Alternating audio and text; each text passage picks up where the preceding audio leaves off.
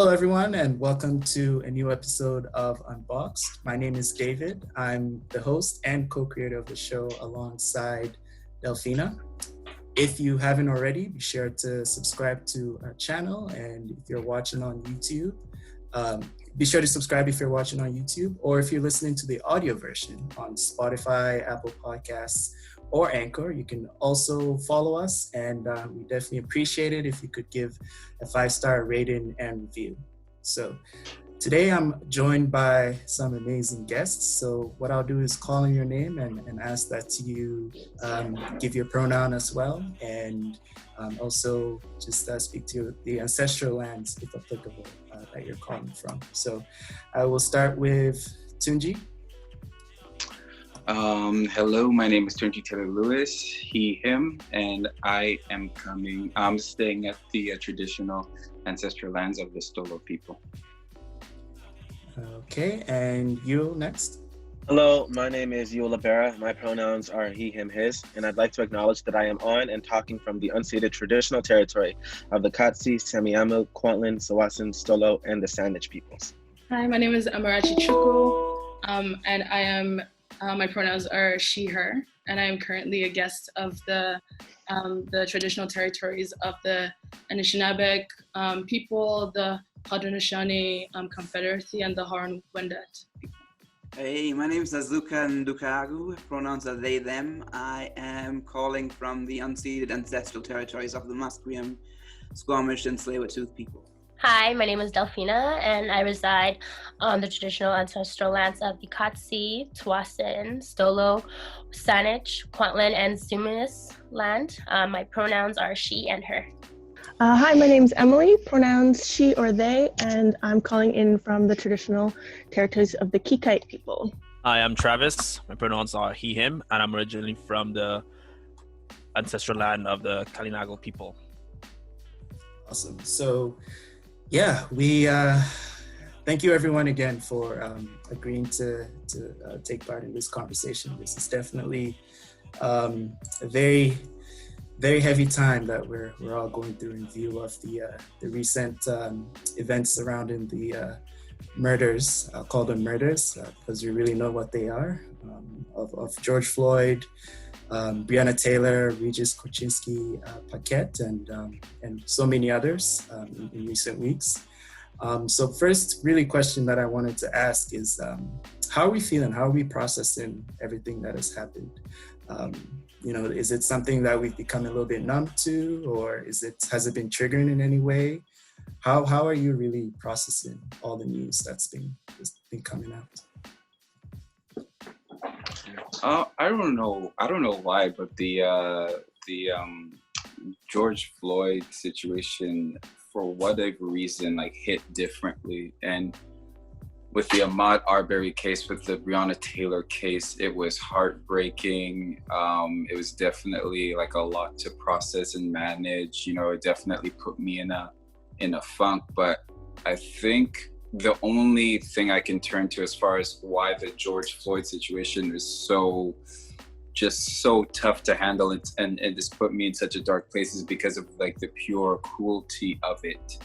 And that image of, seeing that police officer's knee on his neck and how, he died a slow and painful death as a result of it, and how it's the modern day version of lynching. There's a certain cruelty. I think almost with the Ahmaud Arbery case, it was easier to watch that video because with all the movies and stuff we watch, I've almost become desensitized to gunshots. And it's sort of quick and final, and even though it's heartbreaking, but this one, the visual of it was just so, just dark and dirty, and it just that's the only reason why I can sort of maybe justify why it hit me in such a different and deep place, and why it's hit everybody in such a different and deep place. This is one of the worst ones I've ever seen, for sure. I just want to say that for me, at least, I found that it never really gets numb.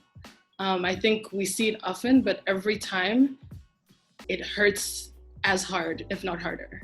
It feels worse, if that makes sense. I personally have stopped watching videos just because of the effect that had on me. I'm like, I can bear witness and I can read about this, but I can't watch that kind of violence anymore. Because I feel like numbness would be a gift at this point. You know what I mean? Like, I don't imagine it will get any less painful and horrifying and heartbreaking the more we see. And I think, of course, this week seeing all the different conversations, I think, I personally, at least speaking for myself, I'm not okay. And I think even the moments where I think I am, I also know I'm actively avoiding feelings. Like, I'm like, we're putting feelings on mute because we can't do that. But like, yeah, not okay. I was just gonna add, it feels like, it feels cumulative, and it feels like, especially in this specific time, I think things are hitting a bit different, considering we're also dealing with the stress of a pandemic, which is also hitting our communities extra hard. So I don't think that's something to ignore either. And I mean, these are new conditions that the same stuff is happening in that none of us have ever lived through before. It's sort of another element to it that I think augments just everything that we're constantly seeing anyway. Yeah, I think like the sheer violence and the cruelty of this particular video, like seeing someone suffocating while they are clearly calling out for help, and knowing that technically we could do something. We could go there. The bystanders technically could go push this cop away, but obviously they can't, because then they would be killed. And knowing this dynamic of, oh, there's someone, I'm watching someone and rewatching them because it's on all the feeds, rewatching them, their last moments, and in one of the most cruel ways that you can possibly die, which is suffocating. It's unfathomable in some ways, because it's different from someone being shot. Not that those people's lives didn't also suddenly end, but I think in that video, it's more pronounced because we see it happen. The other ones are more fuzzy. We're not exactly sure. We're told what's happened, but we don't see it. And the cumulative effect that Emily talked about, that we've already seen for weeks now, that Black communities in particular across the world are affected much worse than other communities, and have worse health outcomes, are policed differently when it comes to social distancing, and then now we're all stuck in one place, and all we see on social media every day is videos, and people just post them willy-nilly, and I don't think they often realize that, oh no, I'm watching a person die over and over and over again, and I'm watching, not only am I doing that, I'm watching a person die who looks like my family, looks like my friends, who looks like my community. Yeah, I think it's a really great point that you made, Azuka, and I think it would help, obviously, if people tried to use content warnings or, trigger warnings before they would post things, because it's, personally, I've tried to kind of withdraw myself as much as possible, because it seems like so much is you keep seeing it over and over again. And, today I just kind of spent my day, I went outside, I took a walk, I just kind of drew back from social media, because it just seemed like there was so much going on, and we kept on seeing these images more and more and more. So do you find that that's helpful? Because I think there needs to be a lot of conversation around the mental aspect, because we talk about the physical violence that's being inflicted on our communities, Black communities, but then also the mental aspect, I think, is under talked about, because I think these impacts will really begin to be seen long term, where you may have people dealing with long-term mental health issues born out of this time, just because we've seen these things on social media. We talk about the cumulative effect, so we've seen these images over and over again, and they're quite traumatic. So you just it's a little bit scary to think about what sorts of impacts could come moving forward.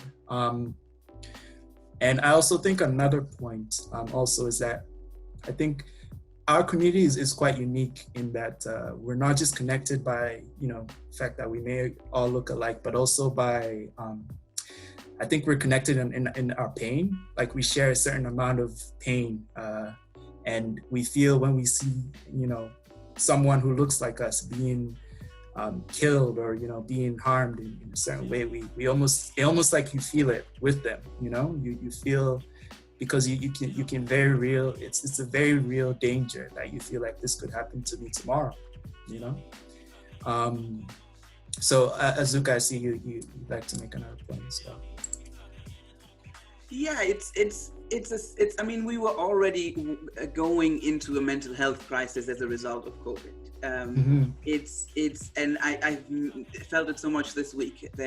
Just after a really overwhelming weekend of seeing all these posts, and it's a very small community here, so there's a lot more of having conversations with people, and you can tell how they're doing really poorly. And I gathered with a couple of other Black folks just a few days ago, and it was really good to be able to just be together and to just know that I know that white people or non-Black folks aren't experiencing the pain in the same way that we are. And so being able to gather with people who are feeling some of that pain is really helpful. But even in that moment, I can't now go and hug someone. Like some of the really important aspects of consoling other people, we can't do that right now, or at least we can't do it safely. And taking that away is necessary, but incredibly cruel in a moment where really that's what we need. Okay. So I think another point that I think has come up is the response. So the protesting that's been happening, and we've seen, all across social media, it seems like in multiple cities there have been protests, and there definitely seems to be, at least, people have kind of been harping on the violent aspect of the protests. And so what do we think about those who say that, well, it's unproductive for the protest to become violent, or, they're not justified, or it undermines the message of what's being, the message that's being pushed? Yeah, man, at this point, it's deflection. Like, I can't imagine that it's anything other than that. Back, I don't know how many years ago it was, but back in the days when Trayvon, got shot, and the other name is slipping my head, but around that time, I could maybe understand why people would say that, violence isn't the answer and stuff like that. It was because for our generation, for our social media generation, like, we were really being exposed to police brutality for the very first time. Unless you actually came from those actual environments and you saw it all the time, a lot of these things were hidden. And social media, and like at that time, social media was like sort of exposing these things for the first time and becoming these, these viral conversations that they're becoming now. And people, and like that was a way for people to become, educated in, social issues, particularly, issues to do with, Black lives, and how our lives are being terrorized by the police. I could understand it at that point, but at this point, this thing has happened enough times. There has been enough information out there, from entertainment to, the news to, social media personalities to, there's so many different ways that you can at least know the basic shit of what's going on. And so at this point, if you see the protest, and when I saw the protest, I wasn't surprised in the least. I was just like, yeah, like it was literally like the same pattern that I've seen over and over again with all of these situations since Trayvon. And I understand that white people don't have all the same information or resources, or they're not always, they're not as deep in the loop as we are. Like, they don't get as much information that we do about this stuff. But at the same time, you've seen this thing happen. You know why this is happening. You know what's up. And at this point, I can't imagine it's anything other than you trying to deflect, or you trying to make this about something other than it's not, right? Yeah. Did I say that? Did I say that sentence correctly? You're trying to make it about something that it is not. There we go. There you go. It makes sense. Yeah. Amy? I just wanted to add that I think the distinction that is made around like the protest versus a riot is also such a constructive thing. I think the fact of its violence doesn't make it a riot, in my opinion. It is still a rebellion. It is still making the political statement regarding the fact that police brutality and violence against Black people's anti-Blackness is not acceptable. Like that is why protest is a necessity, right? And so when it's like it becomes violent, I think a lot of conversations have been had in the past by different thought leaders talking about how riot is almost always like, you know, the only way to speak for those who are not listened to, right? Like Toni Morrison talks about how like when we think about riots and we see riots, we don't think about the amount of restraint and the waiting that has happened before this moment. We don't acknowledge the patience and, you know, like the peaceful protests that have happened before this moment. And so it's like, oh, the riot, the violence. It's like, I'm sorry, what about the waiting? What about the peaceful protests? What about the many conversations, the calling in? What about those? You know what I mean? Like even going back to like what Tunji said, like, oh, like going back to like Trayvon Martin or like Eric Garner and thinking about that time period and how long it's been and how this keeps happening over and over again. It's like, you're lucky it's just this. You know what I mean? Like this, like the lack of change we've seen over this period of time, the lack of change we've seen like through time immemorial, because this violence has shifted, but it's still the same institutional violence. The fact that like this is what you're getting, it's a gift. You know what I mean? Like it could be so much worse because of the sheer horror and the sheer like continuity of this violence. The response should be worse. The response should be more. Yeah. So just have a couple things to say. The information is out there.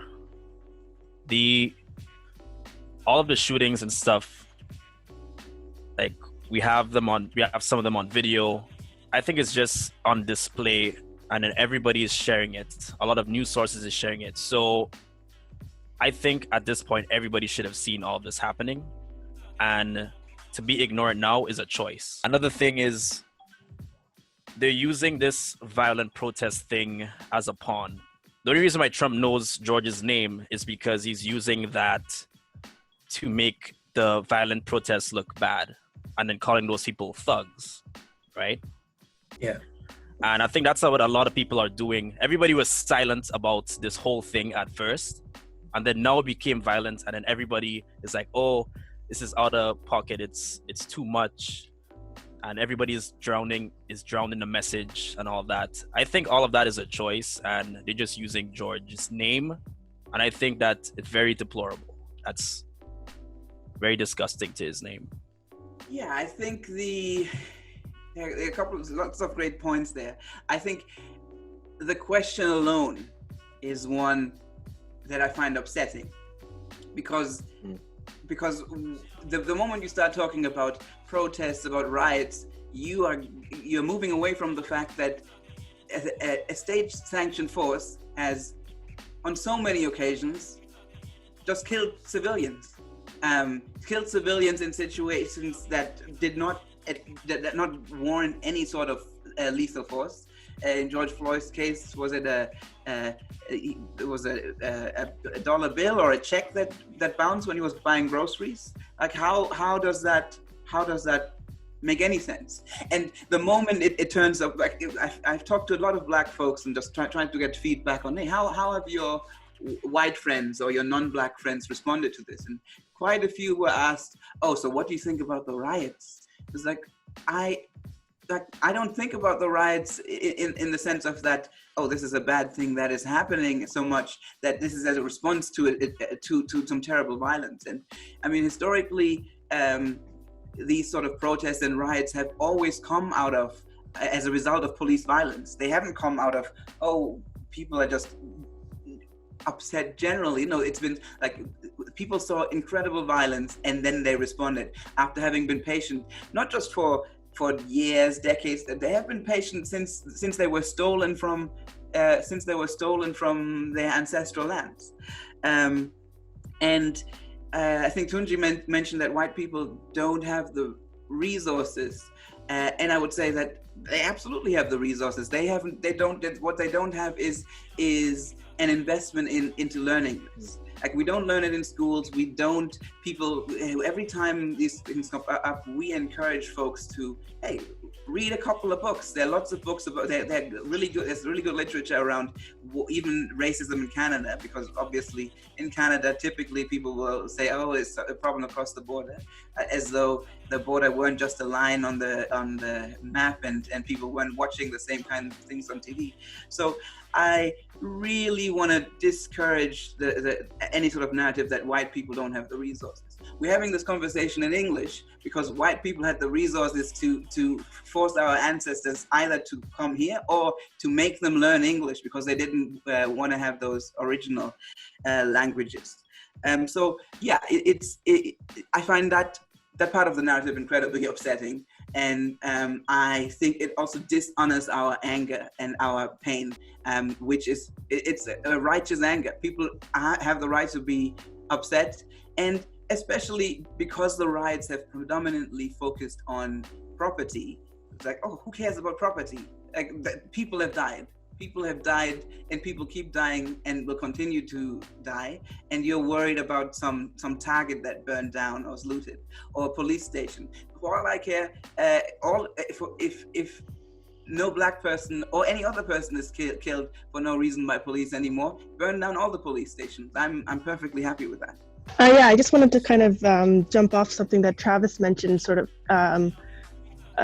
some of these riots or protests or actions being co-opted, and I have noticed a few examples coming out, and it's always hard to verify things online sometimes, but there seems to be at least some very credible examples coming out on social media as well of sort of white anarchists and other white folks coming from outside these communities and purposely instigating especially some of the violence. So whether it's a police officer smashing windows, or I saw another one recently where there was a pallet of bricks left outside the courthouse in a neighborhood that was not having any construction done or anything like that. And somebody, posted this just saying, like, we see you, like, who leaves a pallet of bricks outside of a courthouse during a 4-day, protest.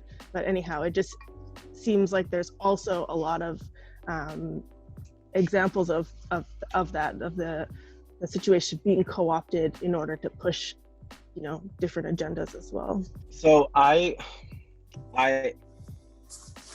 there's an amalgamation of different vexations I have and frustrations, immense frustrations I have with regards to everything that's been transpiring over the past couple of weeks.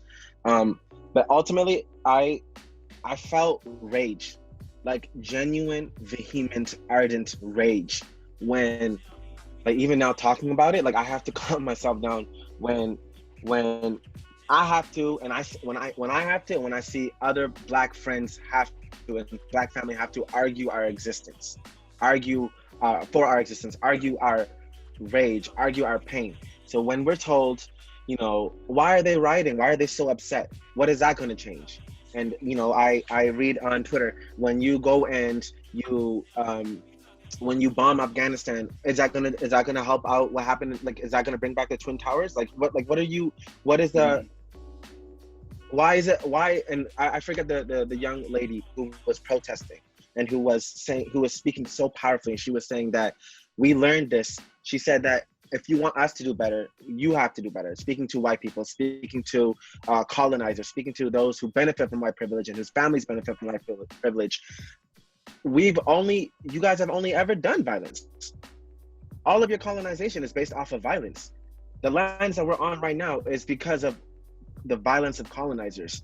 Black people being taken from our lands on ships and against our will and our humanity, just it's all based off violence. And when I hear people argue that we shouldn't be so angry, it makes me I think one or two things. One, they're just extremely ignorant, and two, they simply don't care. Our pain doesn't matter to them.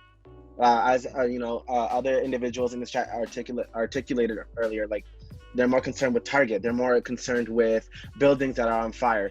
They're more concerned with inanimate objects than the intergenerational trauma and pain that Black people have been experiencing. Like this, what do you expect? And I from myself, a great example is Donald Trump tweeting. I'm not even gonna say like the stupid idiot that tweeting that when the looting starts, the shooting starts. And to me, it's so funny because a couple of weeks ago, he was riling up the white people protesting for trying to get a haircut or trying to come out of quarantine and trying to get a donut from a shop. And it's like, where are your priorities? White people, where are your priorities? Why are you so for protesting and angry protesting when it comes to something as stupid as getting a haircut in the midst of a global pandemic? But when you see us hurt and when you see us in pain and you see us peacefully protesting or trying to engage in discourse or trying to bring about any change whatsoever, and now when we're finally when we're upset and you really can feel our anger and our rage, this is the time when you tell us to sit down and not loot and not get angry. It's where I guess I know I'm on a rant, but my main inquisition for white people, where are your priorities? I know. I think everyone here knows, but I think they need to ask themselves, where are their priorities? And out of all of this, I've come to realize that I will no longer discuss anti-Black racism and how to fight against anti-Black racism. I'm not going to discuss it with white people and non-Black people of color. That's not my responsibility anymore. Our cell phones hold more information than any library on this earth. If you are this stupid, it's because you choose to be. And it's not my responsibility, and it's none of our responsibilities anymore. Thank you. Tunji and then Emily. Yeah, and I was really glad that Azuka challenged me on the point I made earlier about the information that white people have, because I just wanted to make it very, very clear. If I use the word access to information or anything like that, that's totally not what I intended to say. Obviously, white people could absolutely be educated on all of this stuff if they wanted to, if they start out and they looked for it.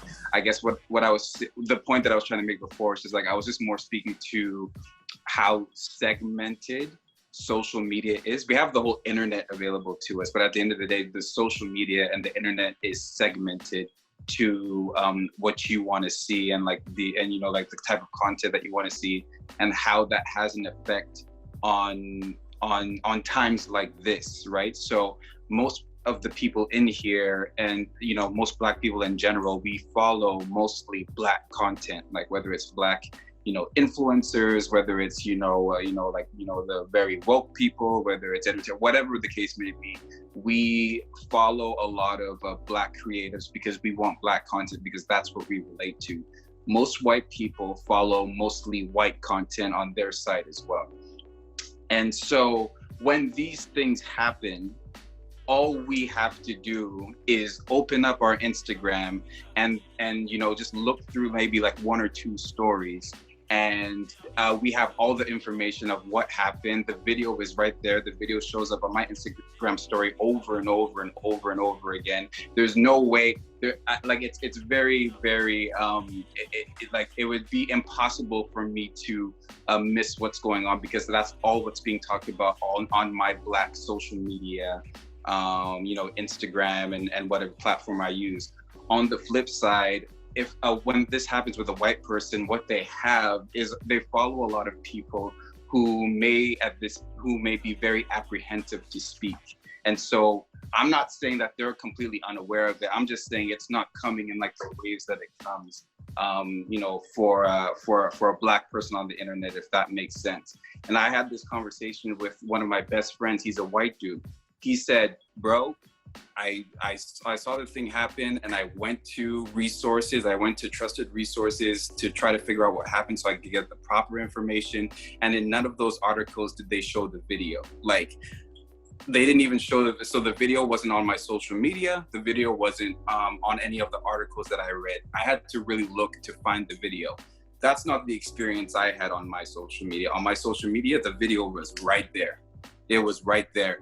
And so And so that's what I mean when I say that, like, you know, the information isn't coming to them in the same way that it's coming to us.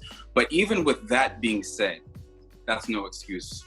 That is no excuse to deflect. That's no excuse to sort of absolve yourself of any responsibility. That is no excuse, because there has been enough time.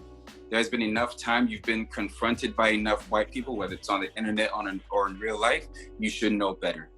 Even with the segmented nature of the internet, you should absolutely know better. So I hope I just made my point absolutely clear about that. Yeah, thank you for that. And you know, like you say, it's really about the will. If you feel that if you care at all, you know, the information is out there. There's a wealth of information. You can read, you can look it up. It's all there. So really, it's about who cares and who doesn't. And you know, if you care, you'll be able to find it pretty easily. I think we'll go to Travis and then Zuka, and then we'll move on to another. So that's where I think a conversation could come in. And I know a lot of people, they have the mindset that it's not our responsibility to tell them all these things and like break it to them what's really going on. And that's what I agree with that wholeheartedly. But I feel like in reality, a lot of people are not gonna like put in that energy to do their research and try to change their way of thinking. Because to them, that's a new normal for them, and they're comfortable where they are. And I think some of us, like, I don't think this is for everybody, but if you have the emotional capacity or the energy to like talk to some of these people and just try to connect with them, I feel like you could get through to them. Because it's very different when you see things on TV or you read it than when a person that's close to you tells it to you. I feel like it resonates more that way. And I just feel like at the end of the day, we want to boost our allyship because we can't do this alone. So yeah, that's just my thoughts on it. But again, like, first things first, protect your energy and don't feel pressured to do it. But yeah, that's all I have to say. Thank you, Travis. Yes, we were talking about the will. When Tuj was talking about the will to change, to make a difference, and really that's what we rely on. We rely. That's like if white people said we don't want this anymore, this needs to change, it would change. The reason it's not changing is that they're not calling for that.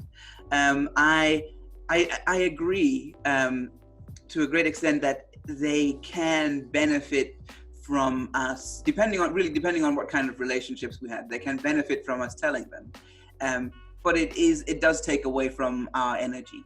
And in many cases, people will ask you to do this kind of work for free. And I understand that sometimes you'll have friends where you will say, okay, no, I can actually, this is really important to me, so I can take the time to do that. We are also, especially here where we are, where we're just over 1% of Black folks in Vancouver and BC, where most of us are calling from. Many of us don't even have the option of having, we basically have to have white friends to just live, right? And whenever I meet Black people here, it's like they're so excited to meet other Black people. And I know there are a couple of little communities where that's not the case, but for so many that it is the case. And I definitely know folks who have great white friends who are invested in anti-racism and who understand that it takes labor to explain to someone something that A, you have experienced through all your life, or in some cases you have gone out to learn. And so the matter of protecting your energy, I think, is important. It's also important to recognize your own value and saying, hey, if you want me to explain this to you, I can do that, or I can point you to resources, etc. But recognize that this is time I'm taking out of my day. And are you invested enough to pay me for this, be it in money or in donations to organizations or whatever else? Or are you kind of just saying, well, I just want to be able to say something, but I don't really know? Because yes, all this stuff is available on the internet. And I think this will is something we really need to recognize. We're having this call from Vancouver, and one of the reasons we don't have a Black community is that in the way that other communities do, is that the city actively destroyed that community. And people could have stood up and said, hey, no, you can't just take these people's livelihoods away, but they didn't. And so this goes on and on and on and on. And I think right now there is enough information out there. I think it might be useful for us in general to just have like a packet of, hey, learn about Canadian Black history in Canada and racism in Canada and how you're profiting from it outside of just cultural appropriation and go listening to Black music and stealing Black music, but also, hey, this is something that happened here and you are profiting from it and we are still suffering as a result of it. So do the work. If you want to enjoy the fruits of our labor, also learn our history and invest in us, and bring us up to where we should be. Thank you so much. I think that's a great segue really into the next topic which I was going to talk about, had to do with allyship, particularly what that looks like, and whether you feel, I guess we feel as a group that we're owed allyship, particularly because it seems like white people and non-Black people love to embrace everything about Black people, but our actual struggles. If it comes to our music, our culture, our everything else that has to do with us, they're very, very happy to put on whatever coat or to darken themselves just a little bit to look like us, but they seem to be hesitant to take on or to support us when we call out injustices. So do you feel that we're owed allyship? And also, have you seen active allyship? Have you been impressed by any allyship that you've seen? I just want to get some initial thoughts on how we feel about it. So I'll start with Delphina maybe. Hi. So I'm not okay. And I have not been okay the past few days. Instagram is driving me crazy. I don't have very many Black friends in comparison to Asians and Indians. I grew up in Surrey. The Black people here are very limited. I probably know maybe like 4 other Black families in my neighborhood. I do feel like and I don't think Black people and people of color are interchangeable things. I feel like this is a very separate topic because I don't feel like I really have strong allyship with other people of color at the moment. Other people that I see on Instagram are just simply reposting, but I really don't give a fuck if someone is just reposting and not saying anything. And I made a post about how I felt the other day on Instagram, and I got a couple of private messages like from people I know who are trying to show that they care, but to me that doesn't show you care. Your private messages, that to me doesn't show that you've learned anything.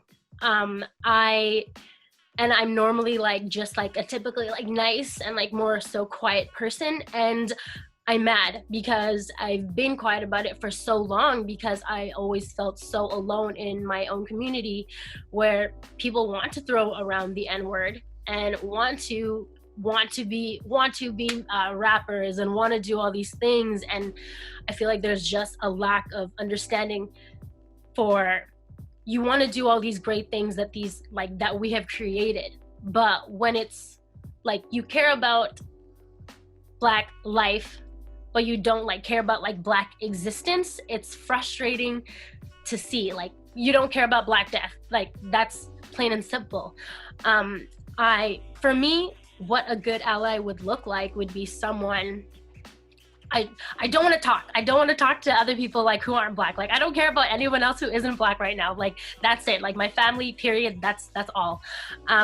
Like for me, an ally would be someone who would like acknowledge that they've said the N-word, they've done all these racist things, they acknowledge this is where they could have hurt someone, they've like, even though maybe they haven't seen like struggle like the way we have, or like feel that pain, like they want to do something. And I don't think it has to do with messaging your one Black friend. I really think it has to do with the education of people who are not Black, and you trying to tell them that like sticking up for someone who is suffering, like as in calling someone out, teaching them, telling them to Google something else, because like like everyone said, I feel really exhausted having to like open these things and say like read messages like I stand by you. I don't care if you stand by me, put it up on your story if that's the way you really feel. Like your private messages are not doing, you're not doing me any justice by not telling someone else who doesn't get it. And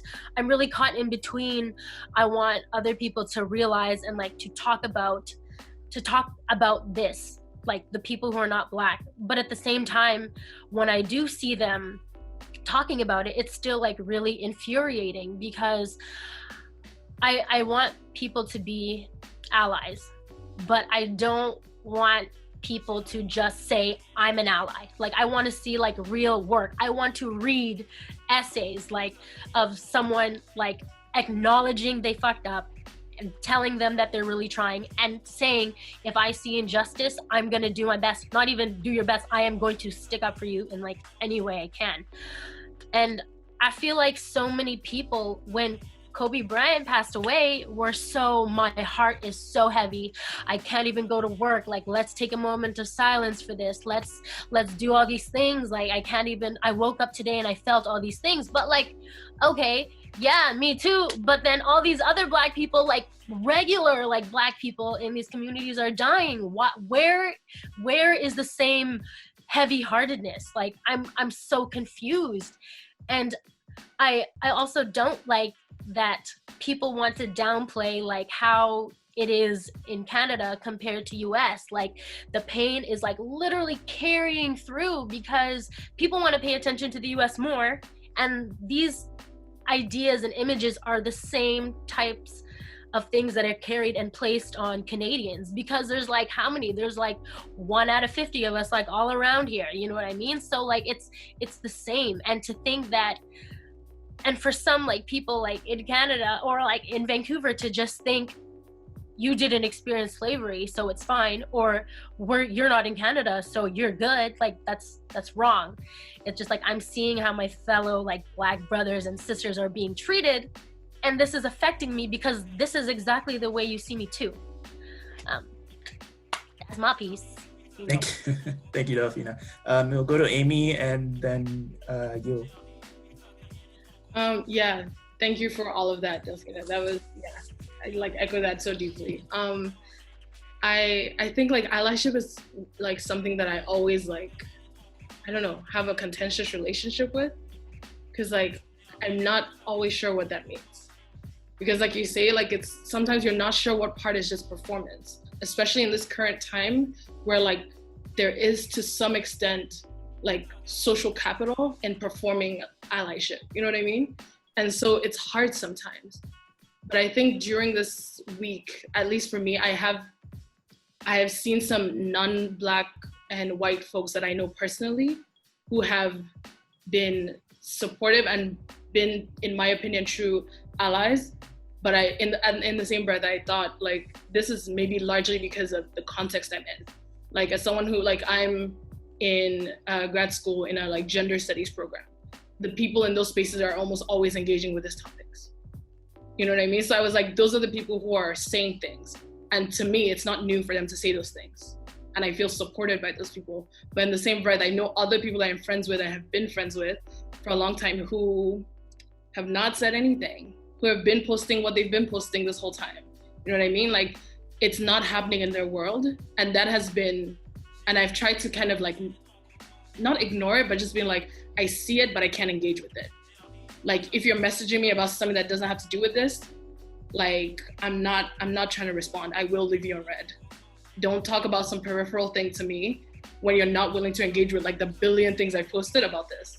You know what I mean? Like, and so like that's difficult because at the same time, I'm also someone who's always like, am I being judgmental? Am I leaving space for them to also feel these things in the ways that work best for them, or process these things in the ways that make sense for them? And so like I'm always so like conflicted about how I think about allyship. And I think maybe at this point also like there's a little bit of jadedness that exists, at least for me, because it's like you see this over and over again. And you know the people who feel comfortable saying that they love you or they're your friends, and then you see their silence and you're like, yeah, I've seen the silence before. Like it was the same silence when Trayvon Martin died. It was the same silence when we were arguing about like Eric Garner. It was the same silence. And it's like, yeah, like I'm unsurprised.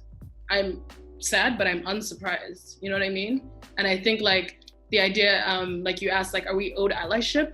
I think more than that. We definitely are, but I don't expect it.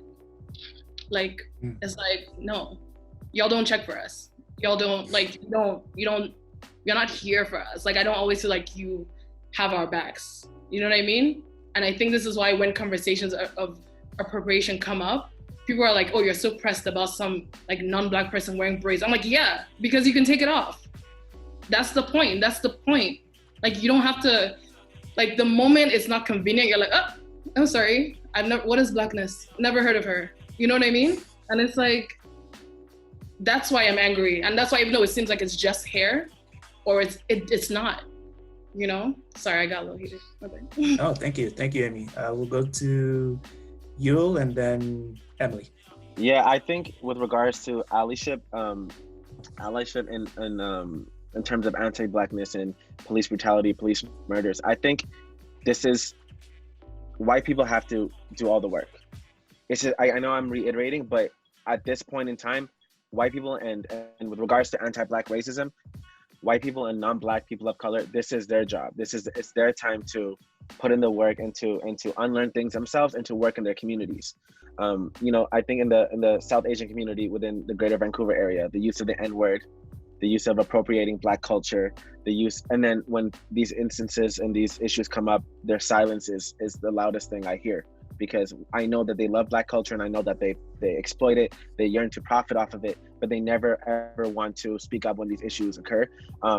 It's just not something that Black people, it's not our job right now to correct that. It's their job to. With white supremacy, that's white people need to hold their own communities accountable. They need to put in the work themselves. I think it's really exhausting for any Black person to, and I know I hope I'm not reiterating, but to constantly argue the things that we're going through, to argue how we're oppressed, and for people to, especially in Canada, people to say that it's simply we're over exaggerating, where it's not that bad here, and there's so what do you want me to do about it? Do you want me to go in the past and change things? It's their ignorance, it's their complicity, and they're being so complacent with regards to what's going on. I think allyship at this point in time I think it's them putting in the work in themselves, in their own communities, checking their racist aunts and uncles at Thanksgiving, not allowing themselves to be complacent with what's going on, because at the end of the day, I think also, this, for me, one of the biggest instances of police brutality that really shook me to the core was Mike Brown, because he was my age. I was just about to go to college. He was just about to go to college. I think Mike Brown's death was the death that really, all of them do. Please don't misinterpret what I'm saying, but for some peculiar reason, Mike Brown's death, when he was killed, when he was murdered by the officer, it shook me to the core, because I was about to I'm the same age as him. I was just about to go to college, and he was just about to go to college. And I remember protesting and signing petitions and doing what I could to do anything. I felt helpless, but I tried to do anything. When I tried to encourage my white friends and non-Black friends, they weren't really receptive. Not in the same way as when I showed them Jay's new album or when I showed them Rihanna's new music video. The response wasn't the same. And so I think right now, I don't want to reiterate, but right now, what it communicates to me when I hear about Breonna's death, when I see George's death, And when I see the people in my community who are not Black and who are white, and non-Black people of color and who are white, and they're not really doing anything, ultimately what communicates to me is that if I or my sister or my mom or dad were killed in the same manner by police officers, they wouldn't ride for us. And I think for me, it's much more than allyship at this point. It's them admitting that they are inherently racist and that they're complicit and complacent with the way things are. And it's when they really acknowledge their own racism, when they acknowledge their privilege, and that's when it starts. And from then on, it's the work they need to put on into themselves and in their families and in their communities. Black people are really struggling right now. We're watching images of us die every time we scroll down the timeline. So it would be really unfair to expect us to be traumatized like this and then expect us to put in the work, when in reality, we've been putting in the work. It's been your time to learn your racist ideologies and ways of life and to work on yourselves and your communities. So that's what allyship looks like for me. Okay. I was just going to say, I wanted to share just another perspective on allyship that's sort of new to me, maybe in the last, I'd say, year or so. And that sort of happened for me. And I mean, it kind of goes to show you how much history and sort of truth is repressed, especially in the country that we live in. And that's with respect to a lot of the Wet'suwet'en protests that were happening earlier this year.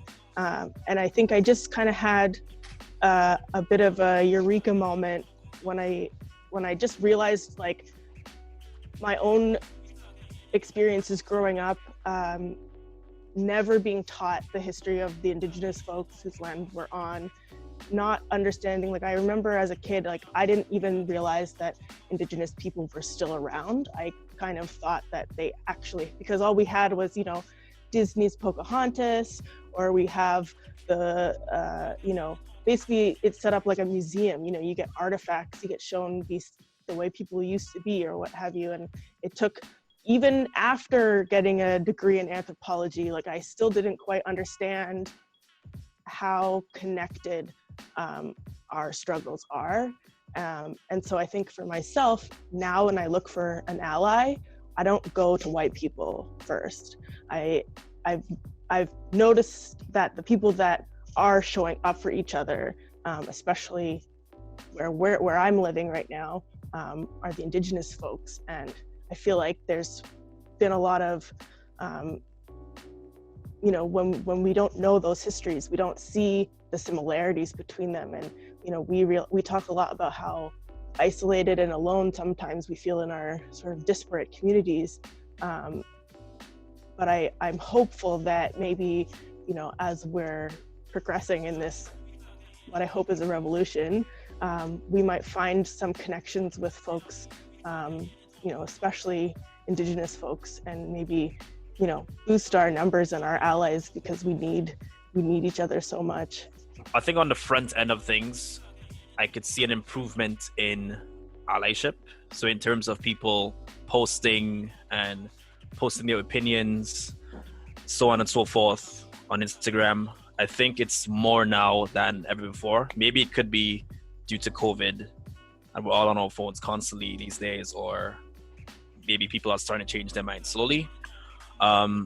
But what's more important is more the back end, like what's going off, what are they doing when they're off their phones and all that. I think that's the most important part. And we don't know any of that. So like, how could we look at a person and be like, oh, you're my ally, or you're not, and so on. And that's just something I was just thinking about. When I think about allyship and listening to what some of you have said, there's the social media aspect for sure, but I also think that, like, allyship, and Amarachi spoke about performative allyship, and people just, hey, everyone see how involved I am and how I'm writing for people. But really, like, you don't need to know any Black people to be an ally.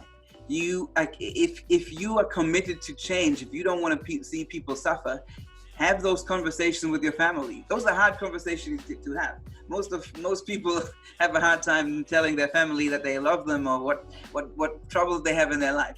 go and sit down with your family and tell them what's happening in the world, and call them out when they think it's funny to say the N-word, or think they can say it in the song, or when they talk about Black people and use the word ghetto and all this sort of thing. It's really important to have those conversations in your home, not just to have them in places where your Black acquaintances can see you. Are you speaking up when no one's there? Because that's when it matters. I've seen some great examples of allyship, mostly on social media because we're inside, of white folks who know that their bodies are safer than ours, much safer than ours, and that their eyes have a different power than ours, because if a cop sees that, oh, there's someone watching, a white person watching, they're going to act differently.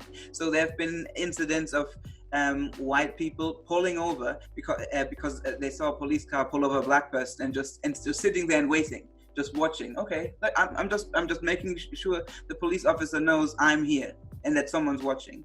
At some of the protests, we had white folks build a human barrier between some of the Black protesters and the cops. That's great. They're not going to shoot any white people. Like, those people are aware that they have power and that they have privilege, and that really like that's where change can come in. And I really think that having conversations with family, having conversations with friends, and calling them out when you're not just with your Black friends. I want to know that, like, the people who I'm around, like, that if I'm not there, if someone says something about me or about people who look like me, that they're still riding for me. And so, yeah, you don't need to have Black friends. I think you're more likely to make genuine friendships with Black people if you are a true ally, but you don't need to have them.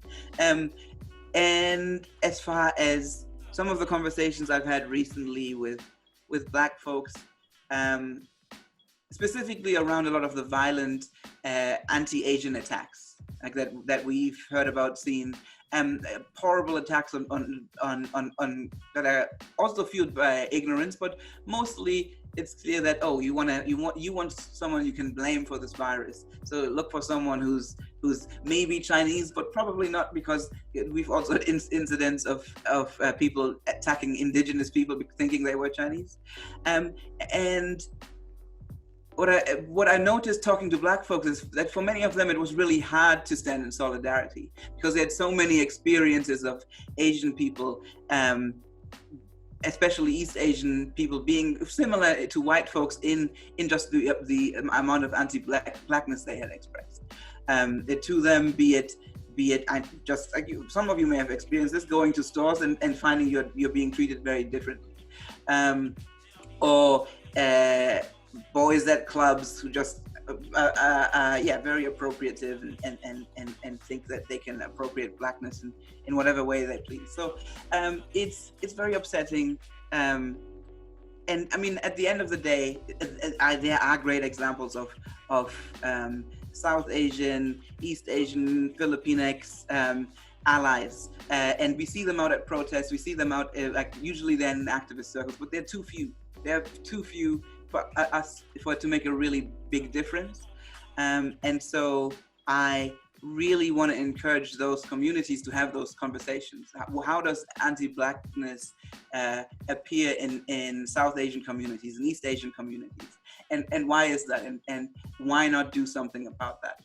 I think because at the end of the day, an allyship it's about a mutual benefit. And if you ride hard for our community, we'll ride hard for your community. And I think especially in areas where that are more gentrified and where sort of Black and Asian communities are more pushed together, you happen to see that more. I think in Louisiana after the floods, it was like Vietnamese communities and Black communities working together, realizing that if they combined forces, they could push against the state and not see things happen as we did with Hogan's Alley and the viaducts in Vancouver. Yeah, Travis and Azuka basically took the words out of my mouth. It's it's about what you do offline, right? And I guess I have sort of like a sort of a sideways take on that, which is that, as Black people, we have to be careful that when we say things like, you know, if you're silent, you're part of the problem. You know, if you're not saying anything, if you're not speaking up, you're only perpetuating the problem. That's true. We just have to be careful that we don't equate speaking up to making a post on social media, because that's not the only way that somebody can speak up or make a difference, right? And there was this Martin Luther King Jr. speech that I saw where he said the exact same thing that we're saying. It's just like, you know, like at the end of the day, we're going to remember, you know, the silence, the silence a lot of people, and the silence of people has a larger effect on this as well. That was back in 1960, whatever, when social media wasn't even, the internet, computers, none of this stuff was around, but he was still talking about silence. So what did that mean back then? It was about, you know, your day to day. It was about when you see racism or when you confront it, you have to acknowledge it, you have to call it out amongst your white group. So certainly social media is the best way to get something out to a lot of people out at once. Absolutely, that's one way of speaking out. But, you know, I would much rather take the person who, you know, saw what was going on, internalized it, figure out how they can get better as far as, you know, acknowledging their white privilege, and is the type of person who will call out their racist grandpa or grandma if they say something racist, you know, who will call someone out in the workplace if they see something prejudiced. I would rather take that person over the person who posts on social media Black Lives Matter and say, okay, great, I did a good thing for Black people today, I'm gonna go and get a smoothie. You know what I mean? Like, there's a bunch of different ways to be an ally. There's a bunch of different ways to speak up, to acknowledge, and let, you know, like my people, let's just be careful that, you know, if we don't see that somebody posts, then that means automatically that they haven't done anything, because it's not necessarily true. I totally agree. I think the point you're making, Tunji, about how what you're saying online, what you're not saying online isn't necessarily represent a good representation of like your overall thoughts and belief and your processing. I think that's totally true, and I hope I wasn't saying the opposite. I would also say though, like, I think why there's a lot of emphasis on that right now is because a lot of us are living our lives virtually. We're doing this on a Zoom call. Like a lot of our everyday lives have moved online. You know what I mean? And so I think maybe there's more of an emphasis on the ways you're showing up for people in that way, because we can't see anything else. We don't get to be in relationship and in community in the same ways that we have before. And so I think maybe that's why there's a bit more emphasis on like, who's not talking? Like, you know, who's not saying anything? And I think it's not the same as like, oh, someone isn't posting anything at all, and they're not going out their way to then post this. It's like the people who are still posting. You're still posting your meals, you're still posting your walks. Like, love it, I'm so glad. Feed yourself, you know what I mean? Go outside.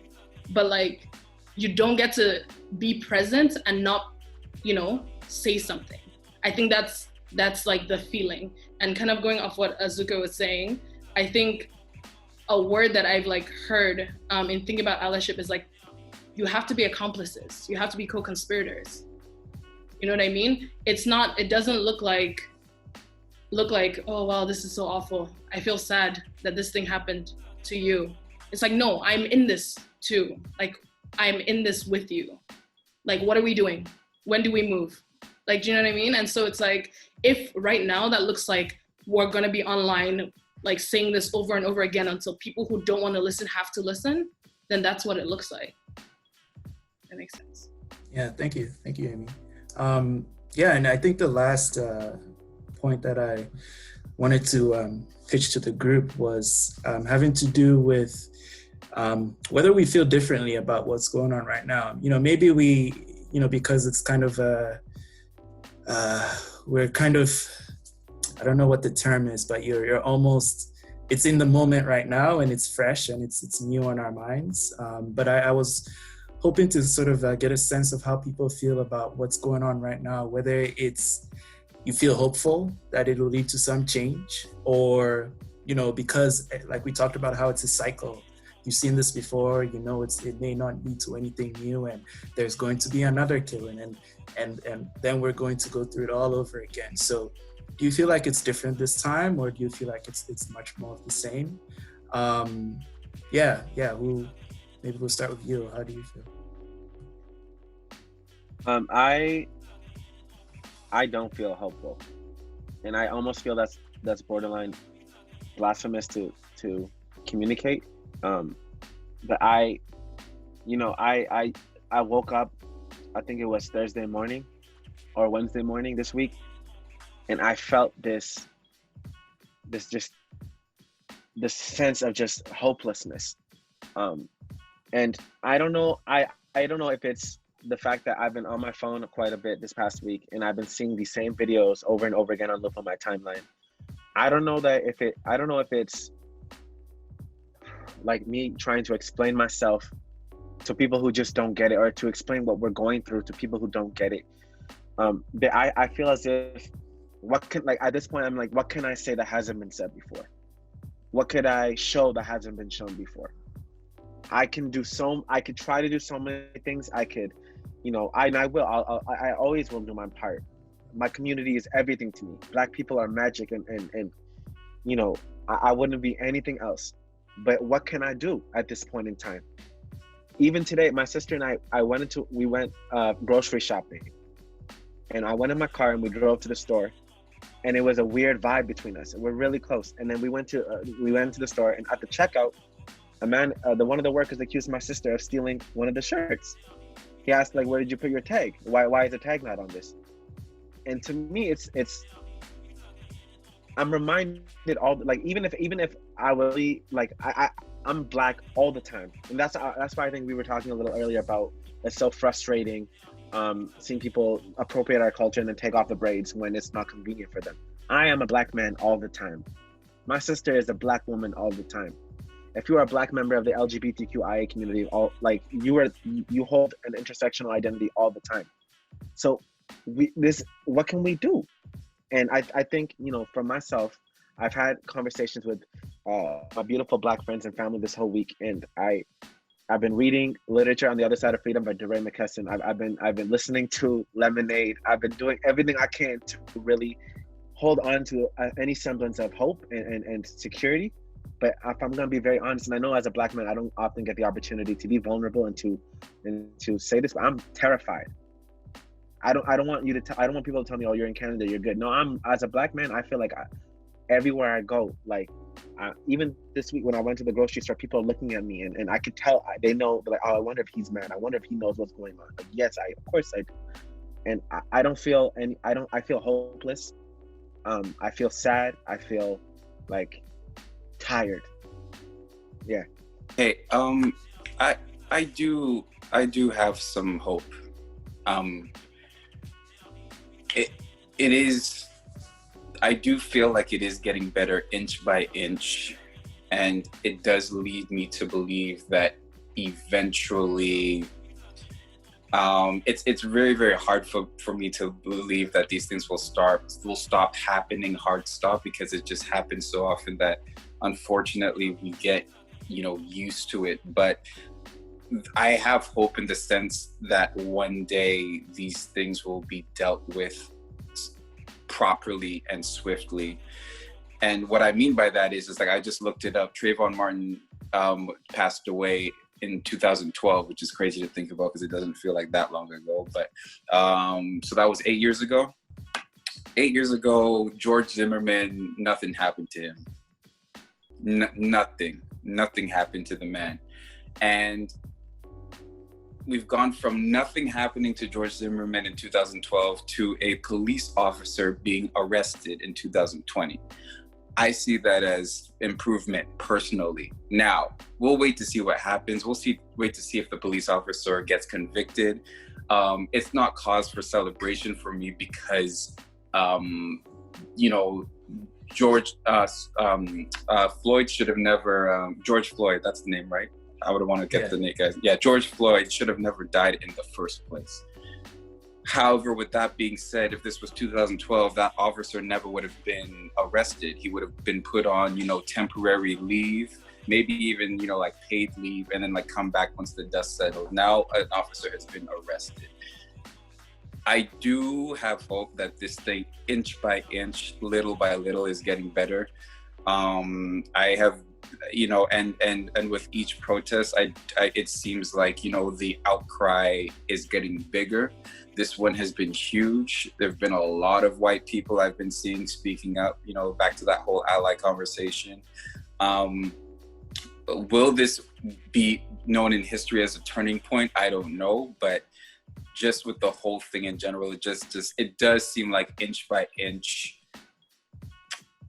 you know, the corrupt judicial system isn't being able to get away with just, you know, sliding it under the rug, and that gives me hope. And, you know, that's just what I'm hanging on. So thank you. And I would just add that, you know, just to put in perspective how frustrating this is, you know, the civil rights movement, you could go even before that to the abolition era.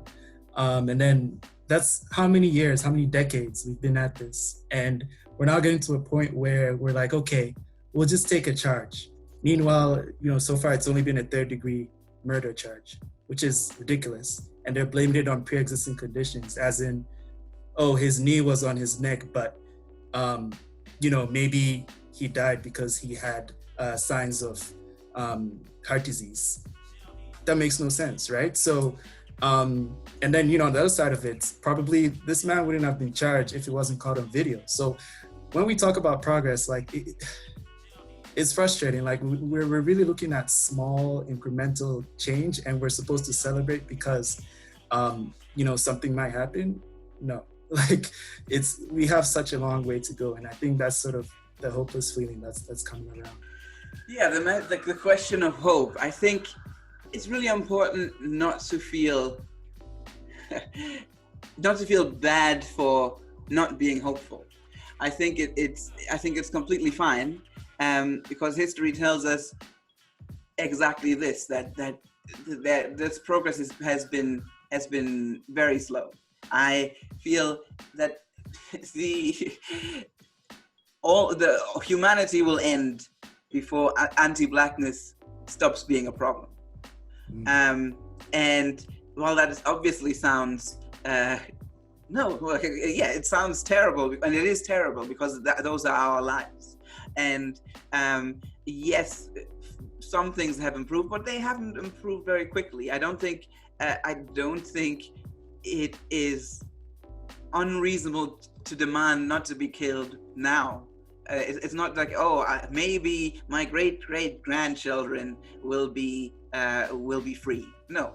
That's the things that have been asked for have been unjust and have been cruel for centuries, and it is cruel to ask people to respond with violent protest to violent police, and call for non-violent protest. Call for non-violent police. Like, what we need police reform. We need police abolition, because the system that the police force is built on is so corrupt that it makes no sense to try to sort of rework a messed up system that is built on the oppression of Black and brown bodies. And is there hope for Samuel Uko, Tony McDade, George Floyd, Regis Korchinski-Paquet, Ahmaud Arbery, Breonna Taylor? No, those people, they're dead, and they're not going to come back, and their families have to live with these unnecessary deaths for the rest of their lives. The hope that I see is in my communities, is when I see that joy with that we do have at moments, and we do share, when I see progress here and there. But until we have true allyship, until people decide, hey, it's not enough for just Black people to stand up for themselves, but actually the people who are oppressing Black people need to say, oh, maybe we shouldn't be doing that. Maybe we shouldn't have been doing that forever. And it's time for major systemic changes, for reparations, etc. I'm looking forward to that, but I don't think I'm going to see it. I think we'll have small victories, and I think there'll be lots of conveniences for us, but I am not hopeful that I will see the kind of freedom that we deserve. Honestly, just echoing so much of that. I think the hopelessness is where I think maybe a lot of people are right now. Not only because of just like the continuous nature of this violence and just how much of it we see and how much of it we know exists, even though we're not seeing it. And that sheer knowledge that is, a lot of this is being swept under the rug. A lot of this is not getting the same attention. And I think that makes me feel hopeless. I think also, even just as someone has said, like maybe being on social media a lot, seeing a lot of people's callousness and cruelty. And like my sister sent me a video yesterday of some white men doing like a recreation of the video as a joke. And I was like, and she was like, why do they hate us? And I'm like, sis, like, I don't know what to tell you. And in those moments, I'm like, I can't imagine anything different from this moment. I can imagine more rage, and I can hope for more, just more Black community coming together and pushing back and rebelling. But I in those moments, I can't imagine like actual change. I think also like the way we imagine justice, the fact that that is grounded in the institutions of police and imprisonment and the prison system, that in itself makes me hopeless, because those systems are necessarily, like Azuka said, like a part of the problem. They're necessarily like a part of the violence. And so to expect that those same systems are the ones that are gonna bring about justice for Black lives and Black people, I'm like, yeah, things are just not gonna add up. Like that to me seems so, like it just doesn't make sense, right? Like I think like I was reading something on Twitter that was like, it's always important to remember like the DA and the like medical examiners, all these people are getting their checks the same place as the police officers. These systems are necessarily, like what we're thinking about as the justice system is necessarily tied to the police, like the institution of policing and the prison complex, right? And it's like, if this is where our hope is for any kind of justice, we're already done. Like, you know, there's no way to imagine real justice then.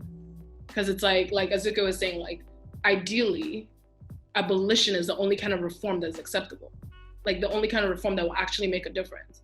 But we can't even imagine that because like the police and the prison industrial complex are so deeply ingrained into what our society is, into what like, how we imagine nation and how we imagine capitalism. We cannot even imagine justice outside of those like parameters, right? So for me, it's like that is part of what will always like kind of like feed the hopelessness. Because I'm like, we're celebrating the arrest of an officer, which 100% makes sense because in the past that would not happen. But it's also like, you're being arrested by the police that you are a part of. Like, no, that is not enough. That will never be enough. And like, yeah, I think that makes me hopeless and that makes me angry because I'm like, like Azuka said, I don't know that we will see anything that is like a real substantial change in our lifetime. But it's like, yeah, we're gonna yell and we're gonna fight and we're gonna cry and still continue fighting because hopefully someone else in our generation will see it. And like, even that in itself is the hope. To me, that's just a little bit, but that's the hope I have. Yeah. Thank you for that, Amy. Yeah, and I think this has been really helpful for me, and I hope for some of you, because you know, there's been so much, I think, noise on social media, and sometimes it's difficult to express yourself, you know, because you kind of keep things inside and you try to you just process everything in real time, and I think it's been helpful just to talk about how you're feeling and to you know, share some of your perspective, and so I hope, you know, it's been helpful for those on here to express yourselves, and then also those listening or watching to hear some of, you know, people like you, particularly Black people I'm talking to at this time, you know, express themselves. So thank you so much to everyone who's taking part in this, and thank you to people who have watched and or listened. We'd love to continue the discussion, so don't be afraid to comment below if you're watching, or you know, if you're listening, you can send us an email or anything. And you can also follow us on social media. We have a page, it's at unboxedshow, either on Instagram or Facebook. So with that being said, thank you everyone once again, and see you next time.